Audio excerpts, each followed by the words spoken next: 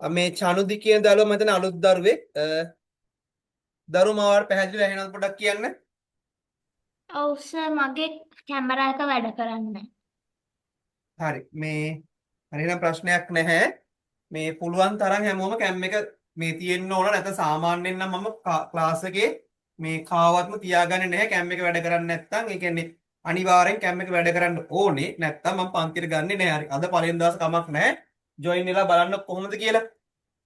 හරි. එතකොට අපි මේ අලුත් දරුවට කියන්නේ අපි ක්ලාස් එක පටන් ගත්තේ ජනවාරි මාසේ. දැන් දවස් 3ක් ක්ලාස් එක කරා.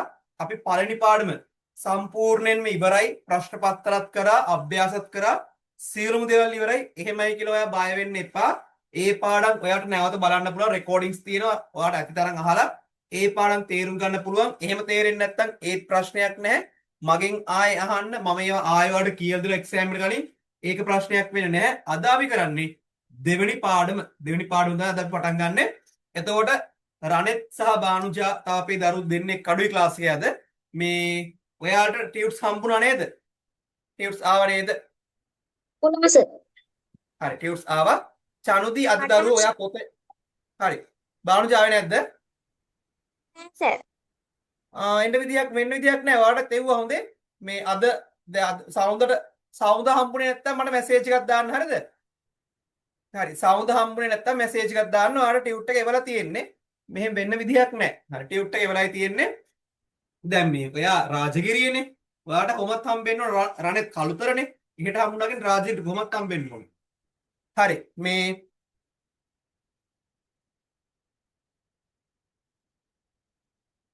හරි එහෙනම් අපි වැඩේ පටන් ගමු. මේ ශනුදි මයිදරු දැන් මට ඔයා පේන්නේ නැහැ. ඒක නිසා අනිවාර්යෙන් මං අහන ප්‍රශ්නට උත්තර දෙන්න. මොකද මම දන්නේ නැහැ ඔයාට පාඩම් තේරෙනවද නැද්ද කියන එක. හරි ඒක නිසා මං අහන ප්‍රශ්න හැම දෙයකටම උත්තර දෙන්න. එතකොට මට තේරෙනවා ඔයාට පාඩම් තේරෙනවද නැද්ද කියන කාරණාව. හරි අපි වැඩි කතාවක් නැතුව අපි පාඩම් පටන් ගමු.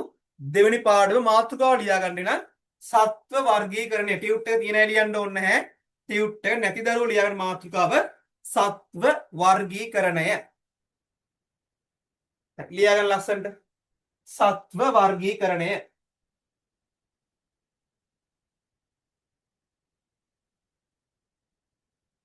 හරිද?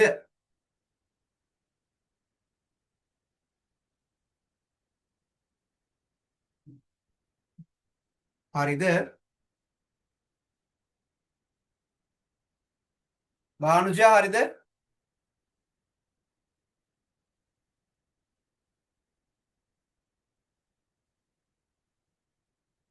හරි. චනුදි දරුවෝ හරිද?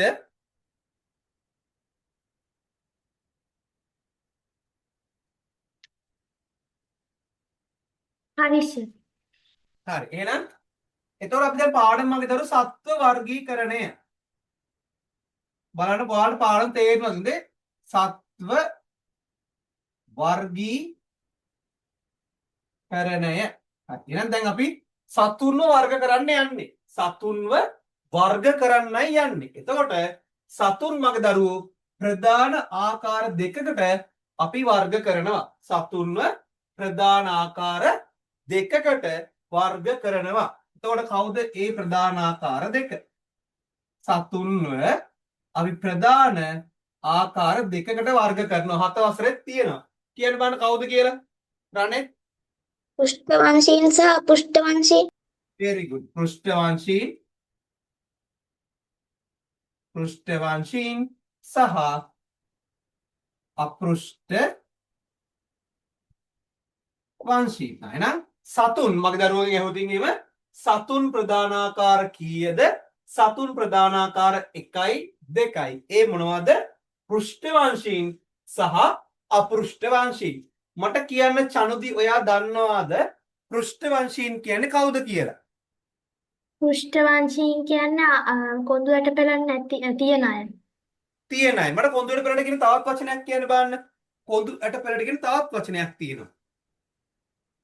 කශේරුවක් තියෙන very අය. good. හොඳ ළමයා. එහෙනම් පෘෂ්ඨවංශීන් කියලා කියන්නේ කොඳු යට පෙලක්. කොඳු යට පෙලක් නැත්තම් කොඳු යට පෙලක් ඉරි කෑල්ලක් ඇල ඉරක් නැත්තම් කෂේරුවක්. කෂේරුවක් ඇති සතුන්. කෂේරුවක් ඇති සතුන්. අපෘෂ්ඨවංශීන් කියලා කියන්නේ කවුද? කොඳු ඇට තෙලක් නැත්තම් කෂේරුවක්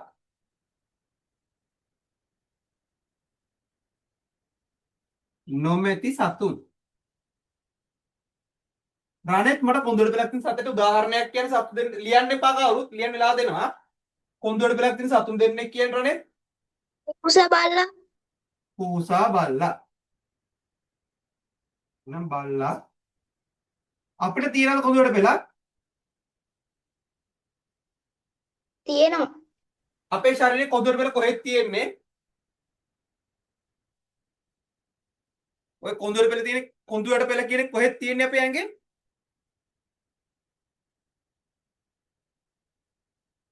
කොරණෙත් අතින් පෙන්නන්න බලන්න කොඳුරට පෙල තියෙන තැන. අතින් පෙන්නන්න කොඳුරට පෙල තියෙන. පිටේ නේ යාර. හරි පිටේ අපේ මෙන්න මෙතන පහළට මෙන්න මේ තියෙන කොඳුරට පෙල අපේ මැද්දෙන්. හරි. ඊට පස්සේ බාණුජා කියන්න බලන්න. අපෘෂ්ඨ වංශීන් දෙන්නේ මුහුදු මලයි ගොළු බෙල්ලයි. මුහුදු මල ගොළු බෙල්ල.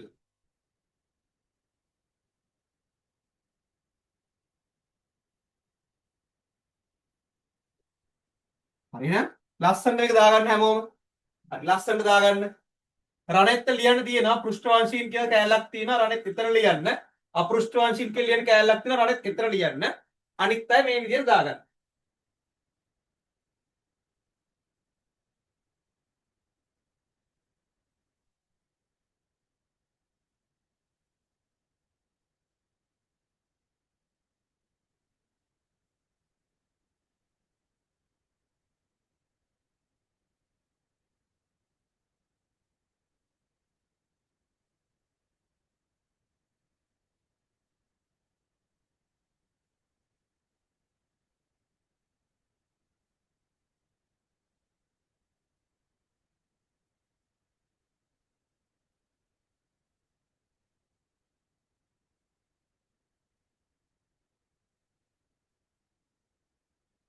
ලියලා ඉවරනම් කියන්න.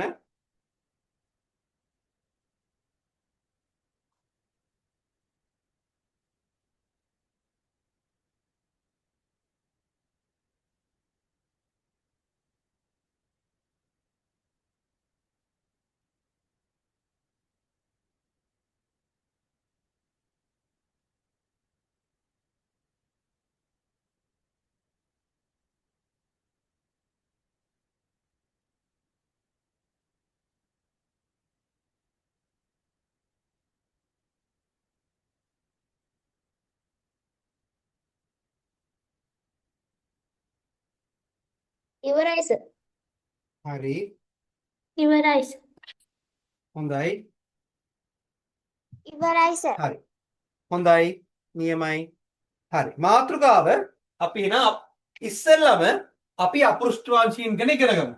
අපෘෂ්ඨ වංශීන් ගැන ඉගෙනගෙන අපි එමු පෘෂ්ඨ වංශීන් ගැන කතා කරන්න. හරි. එහෙනම් අපි අද මුලින්ම අපෘෂ්ඨ වංශීන් ගැන ඉගෙන ගමු. හරි. මාතෘකාවක් ප්‍රධාන අපෘෂ්ඨ වංශී කාණ්ඩ.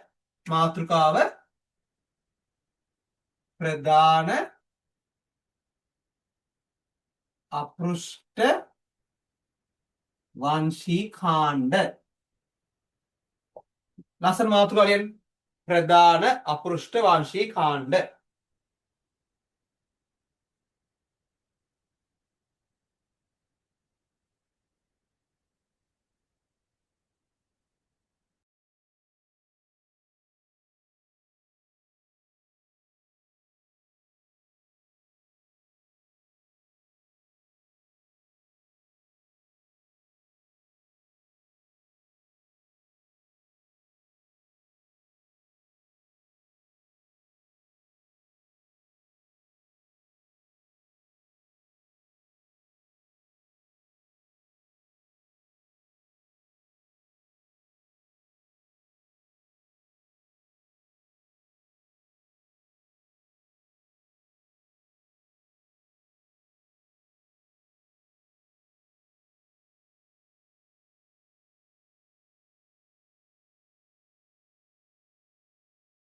කියන්න බලන්න හරි මට කියන්න බලන්න මගේ දරුවෝ දන්න අපෘෂ්ඨවංශී කාණ්ඩ ටිකක් කියන්න බලන්න මොනවද ඔයාලා දන්න අපෘෂ්ඨවංශී කාණ්ඩ බානුජා මොනවද දන්න අපෘෂ්ඨවංශී කාණ්ඩ හරි කමක් නැහැ චනුදි මොනවද දන්න කාණ්ඩ කියන්න බලන්න ආත්‍රපෝඩ ආත්‍රපෝඩ තව කමක් නැහැ අද දන්නේ නැතුළු කිසි ප්‍රශ්නයක් නැහැ රණෙත් කියන්න බලන්න ඇහුන්නේ දන්නේද දන්නේ කිසි ප්‍රශ්නයක් නැහැ දන්නේ නැති නිසා බන් තියෙන්නේ ඔන්න ප්‍රධාන පෘෂ්ඨවංශී කාණ්ඩ මෙවන් කීයක් තියෙනවද කියලා අපි එකක් නෑර අද ඉගෙන ගන්න හොඳේ පළවෙනි කාණ්ඩය නිඩාරිය පළවෙනි කාණ්ඩය දෙවෙනි කාණ්ඩය ඇනලීඩා තුන්වෙනි කාණ්ඩය ආත්‍රොපෝඩා හතරවෙනි කාණ්ඩය මොලුස්කා එන ඔන්න අපෘෂ්ඨවංශී කාණ්ඩ එහෙනම් මගේ දරුවෝ අපෘෂ්ඨවංශී කාණ්ඩ කීයක් තියෙනවද 1යි 2යි 3යි 4යි අපෘෂ්ඨවංශී කාණ්ඩ 4ක් තියෙනවා මොනවද කාණ්ඩ නිඩාරියා ඇනලිඩා ආත්‍රපෝඩා සහ මොලුස්කා පැහැදිලිද පැහැදිලිද හරි ලස්සන ලියාගන්න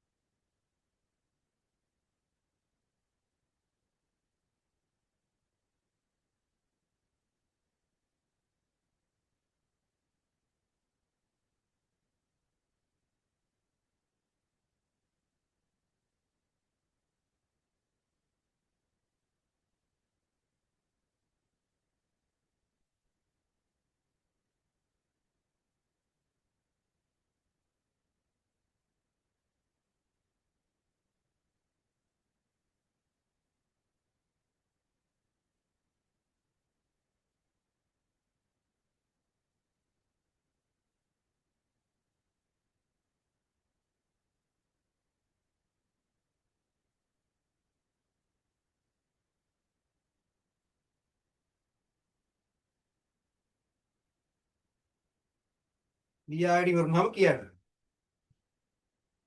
ඉවරයි හරි නියමයි එහෙනම් පළවෙනි මාතෘකාව දාගන්න මගේ දරුවෝ නිඩාරියා පළවෙනි මාතෘකාව දාගන්න නිඩාරියා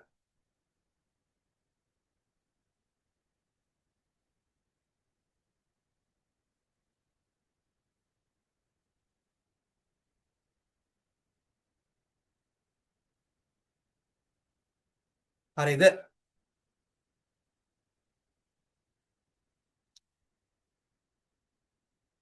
හරිද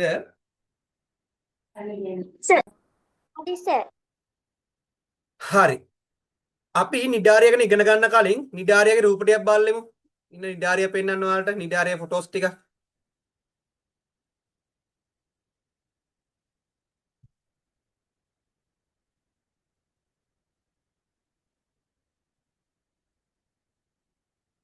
හරි බලන්න ඔයාලට ස්ක්‍රීන් ෂෙයා වුණාද හරි පේනවනේ මේ ඉන්නේ නිඩාරියා හොඳේ මෙයාට අපි කියලා ජෙලිෆිෂ් කියලා ඔයාලා කියනවා නේද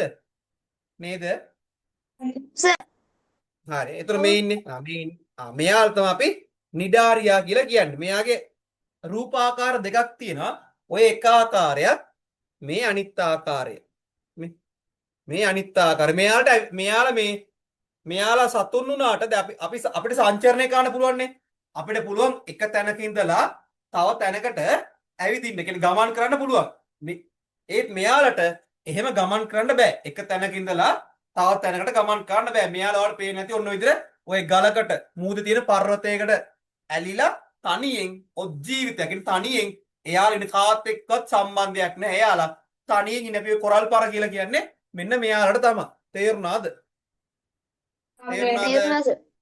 හරි එතකොට මේ ඉන්නේ යාලා මෙයාලට එහෙම නැහැ මෙයාගේ අනිත් කට්ටිය මෙයාලට පුළුවන් මූද පීන පීන මෙයාලා රෑන් කට්ටිය එහෙට මෙහෙට ගමන් කරන්න මෙයාලට පුළුවන්. පැහැදිලිද? පැහැදිලි සර්. හරි. නියමයි. එහෙනම් ඔන්න නිඩාරියව පෙන්වුවද? නිඩාරිය ඉම ආකාර දෙකක් තියෙනවා. හරි. අපි දැන් ඉගෙන ගන්න යන්නේ නිඩාරියා ගැන. එතකොට මුලින්ම නිඩාරියෙක් අපි අඳිමු. මේ බාන නිඩාරියෙක් ගත්තාම මෙන්න මේ වගේ. සාල ගත්තාම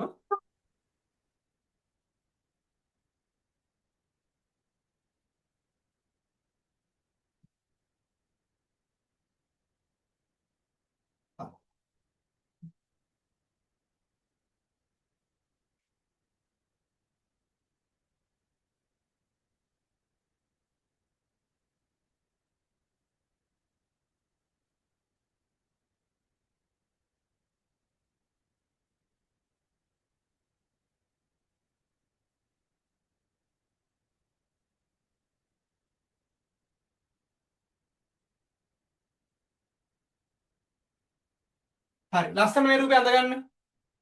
ලස්සනට මේ රූපේ අඳගන්න. රණෙත් අඳින්න ඕනේ නැහැ. රණෙත් මම මේ ඇඳලා මේ වෙලා තියෙන රූපයක්. අනිත් අය අඳින්න මේ රූපේ. මේ කවුද නිම්සර කියලා සම්බන්ධුනේ ක්ලාස් එකට අලුත් දරුවෙක්ද? දහම්සර. මොකද පරක්කු?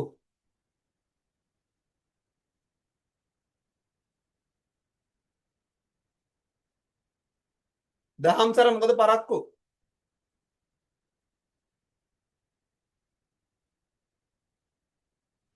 Sir, I joined in.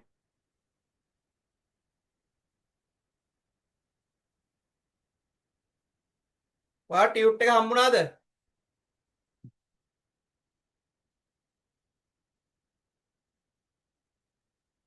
මේ රූපේ අඳගන්න ඉක්මනට.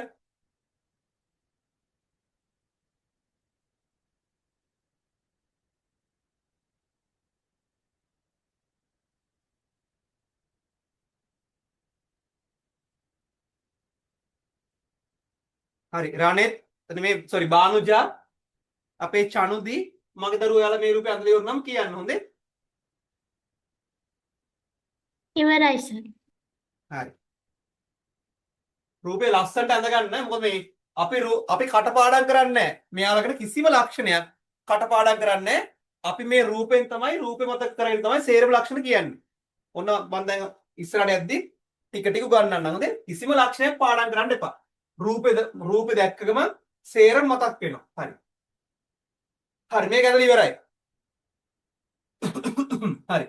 එතකොට දැන් අපි ඊළඟට දැනගන්න ඕන තමයි කාරණා තමයි මගේ දරුවෝ මෙයාලගේ ලක්ෂණ. හරිද? හරි. එහෙනම් මෙයා වැන්දනේ මාතෘකාවක් යටින් ලියන්න. නිඩාරියා වන්ගේ ලක්ෂණ. නිඩාරියාවන්ගේ ලක්ෂණ. නිඩාරියාවන්ගේ ලක්ෂණ. දහම්සර අද ඔයාලා සිග්නල් අඩුයි වගේ. ඒ හින්දා කැම් එක ඕෆ් කරලා ඉන්න. නැත්නම් ආයෙ කට් වෙයි. කැම් එක අයින් කරන්න.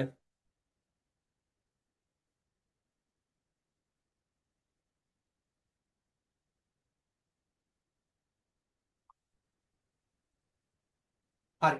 මාතෘකාව ලියුවා නිඩාරියාවන්ගේ ලක්ෂණ කියලා. ලිව්වා සර්. පළවෙනි ලක්ෂණය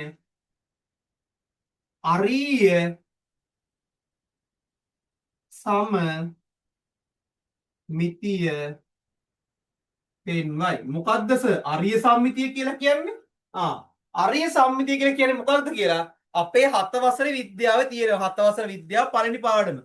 සෝරි විද්‍යාව නෙමෙයි ගණිතේ. 7 වසරේ ගණිතේ පළවෙනි පාඩම අරීය සමමිතිය. කියමු බලන්න මතකයි. මොකද්ද මේ අරීය සම්මිතිය කියන්නේ කියලා? බානුජා රණෙත් චනුදි මොකද්ද අරීය සම්මිතිය කියලා කියන්නේ?